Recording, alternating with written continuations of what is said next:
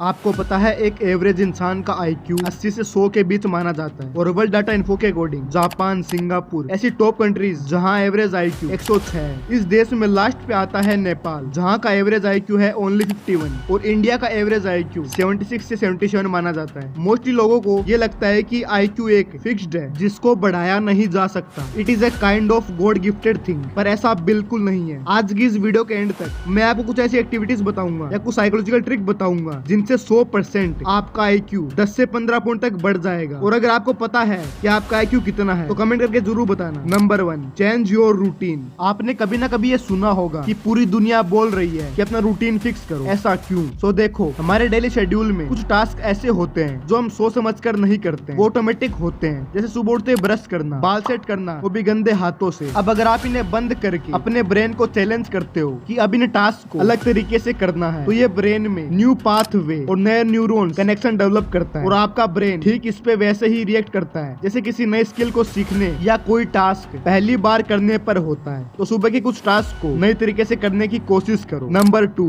Use your all senses. Simple सी बात है, हमारे 5 सेंसेस हमारे ब्रेन से डायरेक्टली कनेक्टेड होते हैं, पर प्रॉब्लम ये नहीं है कि सारी चीजें डिटेलाइज होने के बाद भी आपको सोचने का कोई स्पेस बचा ही नहीं है। तो आपको करना ये है, सबसे पहले अपने सारे सेंसेस का अच्छे से यूज करना है। पूरे दिन कम से कम अपने माइंड को 15 से 20 मिनट का टाइम देना है और इमेजिनेशन की दुनिया में चले जाना है। अपना एक अलग फैंटेसी वर्ल्ड बना लो, क्योंकि इमेजिनेशन की तो यही खासियत होती है, आप जो चाहो वो कर सकते हो, जो चाहो वो सोच सकते हो, किसी भी सफल इंसान से बात कर सकते हो और अपनी सफलता को एंजॉय भी कर सकते हो। अपने सभी सेंसेस को इस इमेजिनेशन की दुनिया में भरपूर यूज करना है। इससे आपके अंदर confidence, conversation skill, concentration span ये सब बनने लगेंगे। Number 3, entertainment. एंटरटेनमेंट भी हमारी बोरिंग लाइफ में बहुत जरूरी है, लेकिन इसके नाम पर दिन भर रील्स स्क्रॉल करते रहना, वीडियो गेम्स खेलते रहना, इसका कोई भी बेनिफिट हमारे ब्रेन पर नहीं होता है। IQ बूस्ट करने के लिए आप मनोरंजन का भी सहारा ले सकते हैं। इंटेलिजेंट लोगों की क्वालिटी यही होती है, वो एक स्ट्रॉन्ग विजुअल थिंकर होते हैं। विजुअल प्रॉब्लम सॉल्विंग के लिए आप काफी सारी फन एक्टिविटी कर सकते हैं, जैसे एक पेपर से कुछ क्रिएट करना, लाइक एरोप्लेन या कोई एनिमल। ये हमारी क्रिएटिविटी को बढ़ाता है और ये हमारे ब्रेन को चैलेंज करता है। उस पेपर को अलग अलग तरह से शेप देना, तो ये विजुअल तरीका आप भी यूज कर सकते हो और हो सकता है ये आपके IQ को बहुत ही ज्यादा बूस्ट कर दे। Number 4, challenge yourself. हम कई बार कुछ टास्क खुद को दे देते हैं और फिर उसे पूरा करने लग जाते हैं। फॉर एग्जाम्पल, इस तरह की टाइल्स को देख हम खुद को टास्क दे देते हैं कि हमें सिर्फ इसकी ब्लैक पार्ट पर चलना है या फिर इसके व्हाइट पार्ट पर चलना है। और कई बार ऐसा भी होता है कि हम रोड पर जा रहे होते हैं और हमारे दिमाग में ख्याल आता है कि हमें सिर्फ इस सफेद लाइन पर चलना है और हमारी यही कोशिश रहती है। इस तरह के टास्क को अगर हम खुद को देते हैं और ये आदत हमारी IQ को बूस्ट कर देती है। अब आप बताओ कमेंट में, आप खुद को ऐसा कौन सा टास्क देते हो? Number 5, creative think. क्रिएटिविटी एक ऐसा ट्रेड है जो आपको दूसरों से ज्यादा स्मार्ट बनाता है। क्रिएटिव इंटेलिजेंस आपके IQ का सबसे इम्पोर्टेंट पार्ट होता है। क्रिएटिव इंटेलिजेंस यानी हमारी वो एबिलिटी जिसे हम किसी प्रॉब्लम या सॉल्यूशन का एक डिफरेंट वे में उसका तरीका ढूंढते हैं या कुछ नया डिस्कवर करते हैं। तो आप जितना हो सके चीजों के बारे में अलग तरह से सोचना शुरू करो, ये आपके IQ को इंक्रीज करेगा। Number 6, learn new languages. ये कोई नई बात नहीं है कि मल्टीपल भाषाएं सीखना हमारे लिए बेनिफिशियल होता है। जब हम कोई नई भाषा सीखना शुरू करते हैं तब हमारा ब्रेन बेहतर तरह से काम करता है। अगर आप कोई नई लैंग्वेज सीखते हो